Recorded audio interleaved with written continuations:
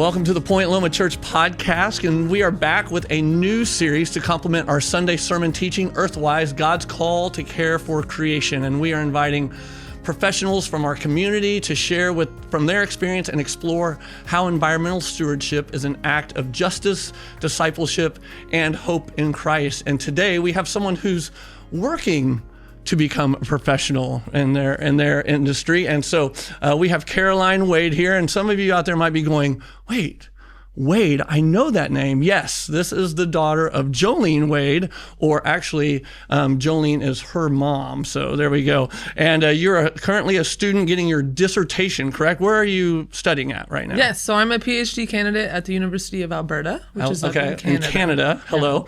Yeah. Much different than San Diego. And what is your dissertation on? Yes, so I am getting a PhD in Rangeland Science, and specifically I'm looking at the effect of cattle grazing on soil carbon and vegetation heterogeneity.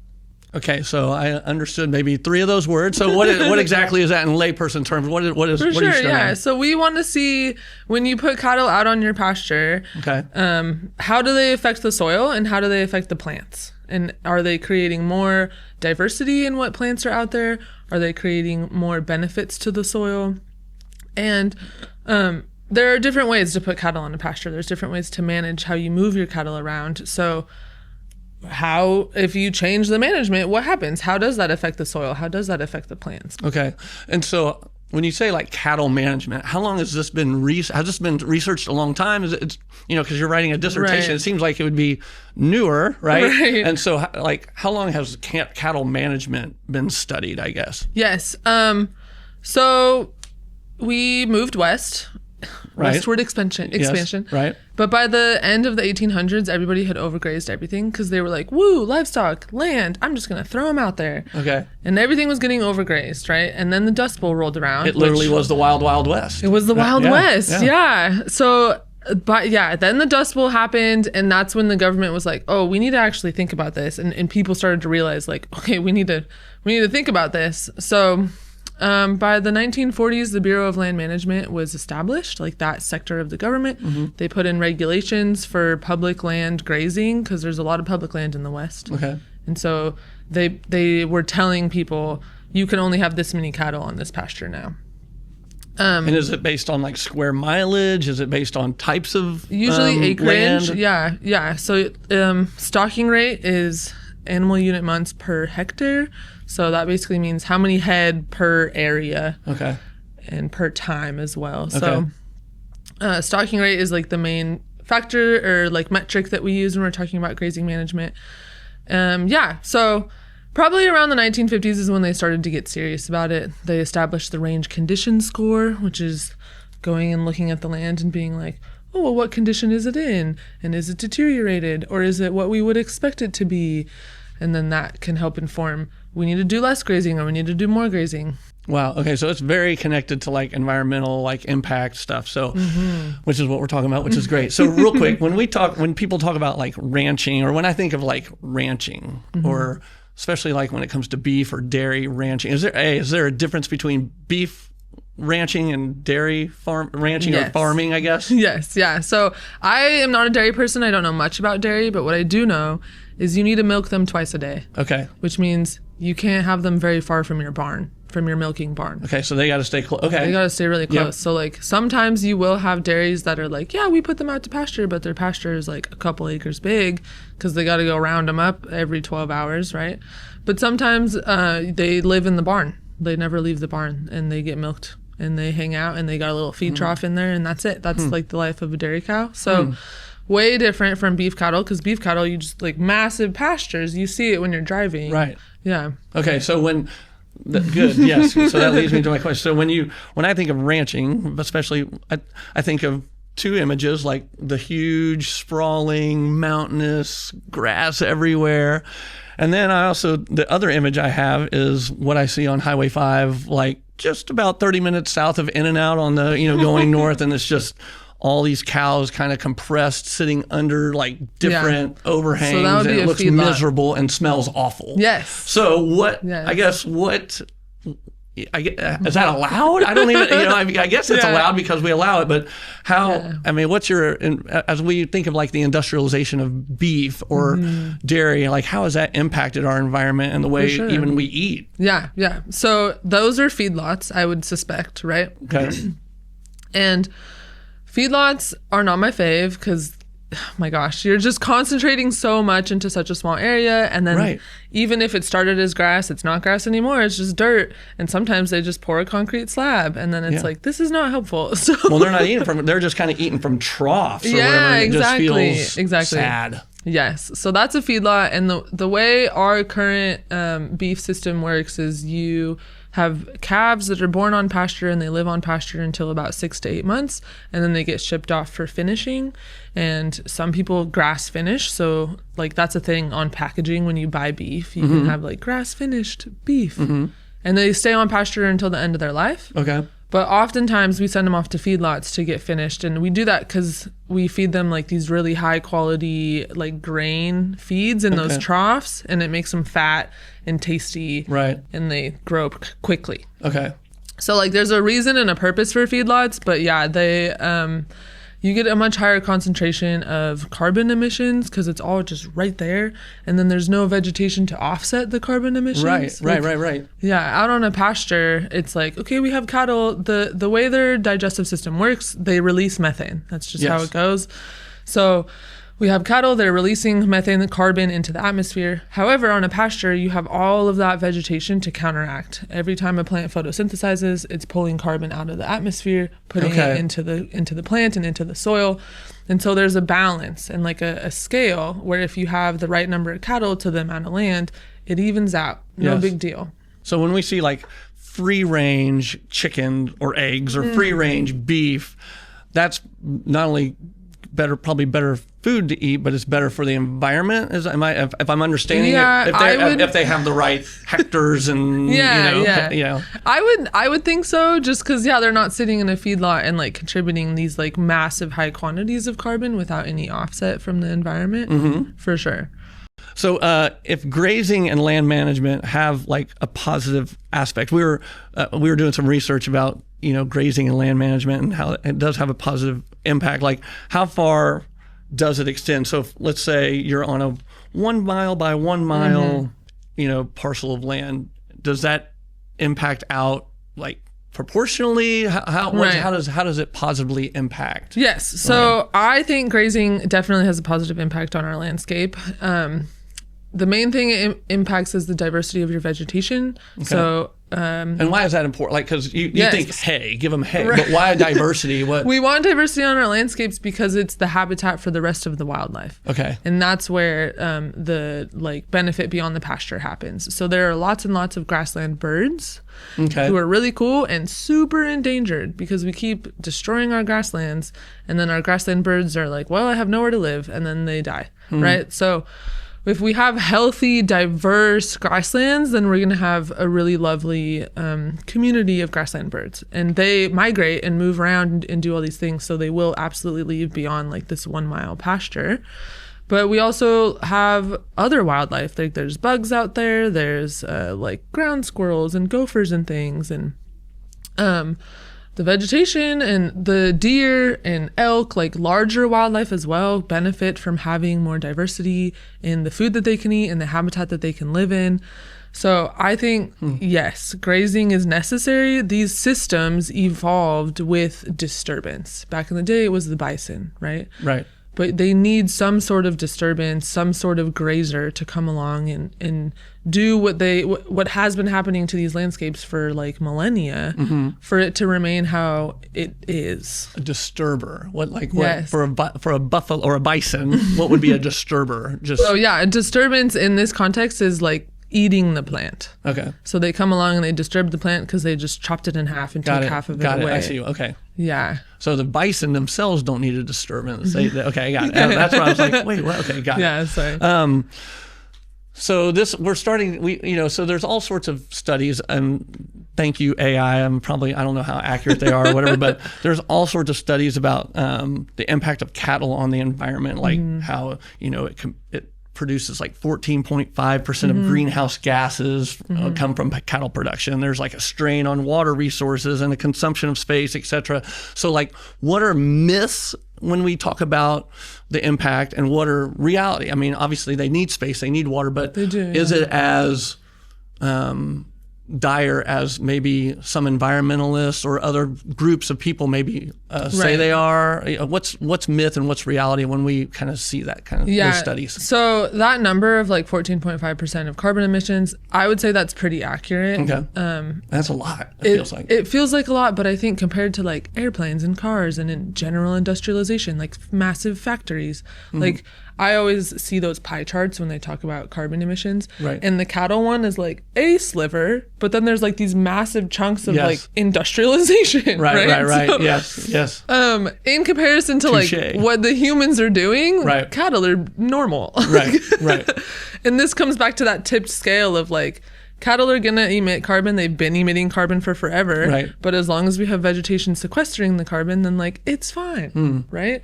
So yes, that is true. And that is just like how cattle work. They release methane. We release carbon dioxide every time we breathe out air. Right. So do they. So, yes, that is true. I would say consumption of space. Personally, as a rangeland scientist, the biggest threat to rangelands is land conversion and turning a really lovely grassland into a crop field or into a shopping mall, right? If you cover it... Crop field versus rangeland, real quick. What's the difference on that? Yeah, so cropland is like they come through, they tear up the soil, they plant a crop. Like that's where you'll see like the rows, spinach or whatever. Yeah, okay. Corn. Like this is how we get our grains and our like stuff. Which we need. We need crops. But yeah, converting it to that, in the end, you end up tearing the soil, and as soon as you tear the soil up, you're just like releasing so much carbon from that soil that we worked so hard to put into, right? And now it's just gone. Which is what you're studying, trying to keep that keep it down, that carbon in the soil. Okay. So land conversion is a massive thing. You pour a concrete slab over it. There's no carbon being pulled into that anymore, right? So I think in terms of consumption of space, like I want to keep as much natural landscape as we can. So like, sure, put some cows out there. Sure, the cows need space. But hey, then when I'm driving along the freeway, I get to see a lovely grassland instead of a strip mall. So. Yes. All right. So we're in a sermon series, as we said earlier, about Earthwise and how, our faith, and it interacts with the environment and it affects our care of God's creation. So how has your faith and your like upbringing, in church influenced your work and your educational pursuits now? I mean, did it have much impact, or is this just kind of like, oh, this is interesting? Or did your faith play a role in that at all? Kind of. Yeah, my undergraduate degree is in animal science. I wanted to be a veterinarian. I got to school. And sadly, you didn't go to Texas A&M Gig'em. Anyway, sorry, I'm just kidding. But I got there and I was like, this is cool, but no, I don't actually want to go to vet school. Right. And during my undergrad, I took a class in holistic management is what they call it. But it basically opened my mind to Rangeland Science, which is the combination of animal science and environmental science, because we're looking at the effect of the animal on the landscape. Like what's the whole ecosystem doing, right? So I got really excited about that. I took some time off, but eventually I went and got a master's in Rangeland Science in New Mexico. And now I'm getting this whole PhD in it. And I think personally, like especially with my PhD, I'm interested in looking at soil carbon, because pulling carbon out of the air into the soil, also known as carbon sequestration. Sequestration. No, yes. We should spell that right here. Anyway, okay, carbon sequestration. Okay. Yes, that is like our number one fight against global warming and climate change. And so in college, even like the undergrad was like, oh man, like this is a big deal. Like global warming was really starting to become a big deal, and like we were all freaking out. Oh my gosh, our world is gonna die. And I was like, well, I would like to be able to contribute to this fight against global warming. And I have this animal science background, but I need to now match it with some sort of environmental stuff. And so here we are in Rangeland Science. So I would say that like my love of our natural world and the beautiful creation that God has made for us is why I was like, okay, I would like to save this and I would like to contribute to like doing the research to, fighting against global warming, to keep it this natural, lovely, beautiful place that God has made for us. So in recent years, there's been a lot of discussion about, I've heard the term disconnection from our food. Like we're getting farther and farther away, which makes sense. Obviously, when you're, if you're a hunter-gatherer, you're with your food, you're carrying your food, you're riding your food that's carrying your, whatever. And so we've talked about this disconnection from our food and how it's affected our nutrition, our health, all that kind of stuff. So how can we, in regards to that, we're kind of in the world we're in, and we can kind of go back, I guess, maybe, I don't know, or can we? I guess that's the question, is how can we become more practically connected to our food today? Like, what are some suggestions for getting connected back to that earth and our food and those kind of things? For sure. I think it is, kind of crazy that you can just go to a grocery store and get everything you want and you never think about where did it come from or how did it get here? Totally. Right. So I think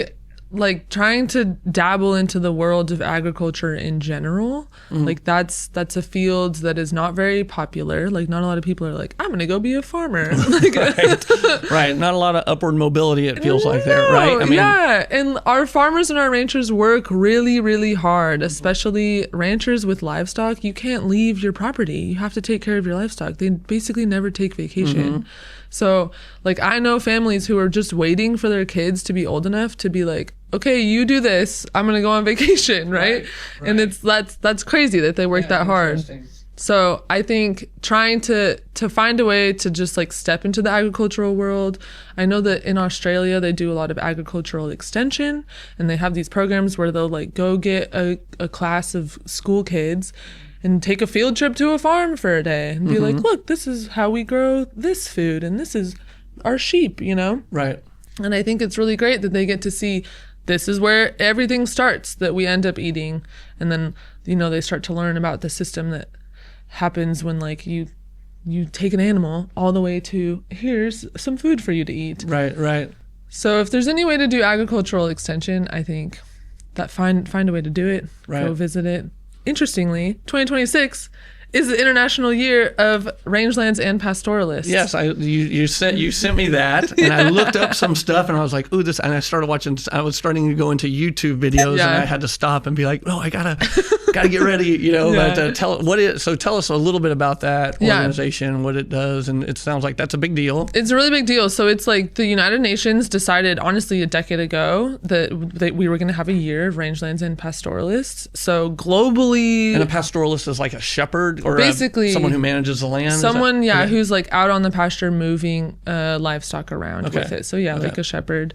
So United Nations sanctioned like International Year of Rangelands and Pastoralists, which I think to the everyday person is like, cool. It's basically just a title, which it kind of is, but the idea is to bring awareness to rangelands and pastoralists and like what it takes for you to have livestock and to eat meat and how we are stewards of the land. All of those ranchers and pastoralists are 100% out there taking care of the land as much as they're taking care of their animals. So it's a lot about just like awareness for us in the field, like in the field of Rangeland Science. There's a whole lot of conferences happening and like cool meetings and things. So honestly, find the website and watch some YouTube videos. Maybe there's some the meetings that it's like a Zoom meeting, but not. It's like a they'll like call people on and they'll be like, it sounds like. I know. They'll call people on and be like, great, I'm going to talk to you about this. And you as the audience member can just like sit and watch like this seminar, video. Yes, thank you. A seminar. There's probably seminars that are open to the public. Like look into it. Maybe you'll learn something. Maybe you'll get more in touch with our agricultural world and the work that our ranchers and farmers do. Okay, I have a question that's just strictly kind of debate, kind of fun theological debate and biblical debate. So a lot of people will talk about the biblical argument for being a vegetarian, right?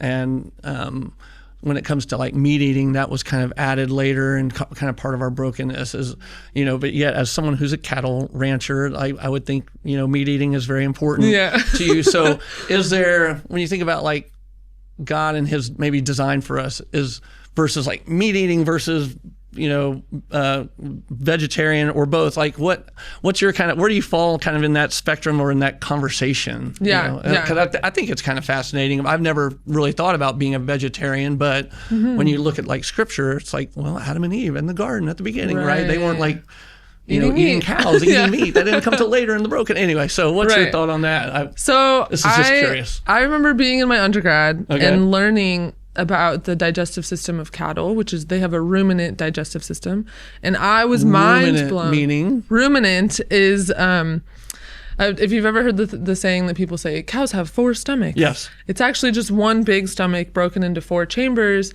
but one of those chambers is a rumen, and a rumen is a very specific type of digestion that we do not have. Okay. And they're able to break down cellulose, which is, that's amazing. Okay. Cellulose is the fiber in plants. Right. And so for us, it's like, celery, this is great fiber for my diet, right? But it doesn't actually like give us nutrients and like help us grow. But for a cow, they could eat celery and their digestive tract like will specially break it down, and then they turn that into meat. It's crazy. And I remember being like, dang, God knew what he was doing. Like he totally put that digestive tract into the food chain because he was like, somebody and other animals and other humans are going to want to be able to eat protein. Right. And look, I just turned grass into protein. Wow. Okay. And we can eat grass and make protein, but a cow can eat grass and make protein. So I think that like the Bible might say one thing, but I'm like, God made this system and he knew what he was doing. Right. And like, how cool is it that he gave us a ruminant digestive tract so that we could get some really good protein out of really bad grass. That's either he made it that way or he's redeemed it to be that way, or something. That, Really, either way, that's fascinating. Yeah, because what's the joke when I was a kid? Like romaine lettuce has zero nutritional value whatsoever. It's just like creates roughage, just water. Whatever that is. Oh, that's awesome. All right, so when we think about our time, when we think about what can we do practically, what are things everyday people like me can do? Is it we talk about we can we hear go plant a tree, but it sounds like the stuff you're talking about is way more diverse than planting a tree, even though that is important, obviously. But like, what are things that we can do to maybe be good environmentalists, good people that care for God's creation? Is it in our everyday lives? Is it going to a farmer's market? What are some things that, in your opinion, that we could do? I was talking about land conversion. That is like the most detrimental thing to our rangelands. Right. So if there's any way that you can, fight for keeping our landscapes natural, keeping them as grasslands, keeping them as native grasslands, hopefully, that would be great. So like, if there's ever a time where people are like, okay, we're thinking about ripping up all this land, but come and vote for it. Vote against it. Keep the land as the land is. And then also, I guess I could just mention like the difference between organic and inorganic food that you see. Like that's a label, and we all like see that in our grocery stores. Organic producers make very like big decisions to switch to being organic. It takes a lot. It takes a lot of work, a lot of effort, money, and an organic producer honestly is gonna, in terms of crops, they're gonna get like half of their yield as someone who's non-organic. So that's why organic food is so expensive, because like they're keeping it really natural, but then they don't get as much, so they have to make their money somehow. So I think organic is great because, we're not putting chemicals and pesticides and herbicides and all these things onto our food, but I know that it's also expensive. So if you can eat organic and support our farmers and ranchers who are like doing their best to treat the land well and not put additives onto our landscape, then I think that would be nice. So as we leave, the thing I kind of keep going back to that I thought was interesting that you said that, or that's been emphasized, is this idea of diversity, like diversity of land, diversity of, not just having cows on a land, but like the importance of having a diverse group of, I don't know, I'm just thinking of like, I was just all of a sudden thinking about community and like how communities thrive with diversity, and not only human communities, but also animal community. So anyway, that's I don't know if that's anyway, that's just kind of extra that I thought of, and I just it's good. Diversity is very important. Yes. So anyway, but we appreciate you, Caroline, to come in to speak with us. And